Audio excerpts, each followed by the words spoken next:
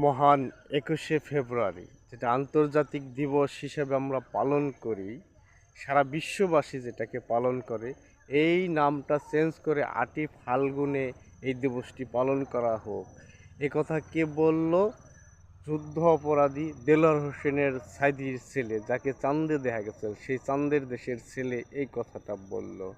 আচ্ছা, তোমাদের এত চুলকানি কেন? তোমাদের কি অধিকার আছে এই দেশের জাতীয় সঙ্গীত পরিবর্তন করা, বাংলাদেশের নাম চেঞ্জ করা, ২১শে ফেব্রুয়ারি নাম পরিবর্তন করা, ১৬ই ডিসেম্বর বাদ দেওয়া? এটার কোন অধিকারে তোমরা এই ধরনের কথা বলো?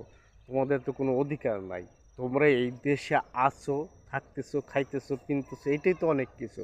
এইগুলো করারও তো তোমাদের কোনো অধিকার নাই। কেননা এই দেশের জন্য তোমরা কি করছো? কিচ্ছুই করো নাই। তাহলে এই দেশ নিয়ে তোমরা চিন্তা করো কেন? আর এই কথা কিভাবে তোমরা মুখে আনতে পারো, যেটা আন্তর্জাতিক মাতৃভাষা দিবস, সারা বিশ্ব যেটাকে পালন করে? নির্লজ্জ বেহায়া কোথাকার, এদের আসলে কোনো লজ্জা শরম নাই।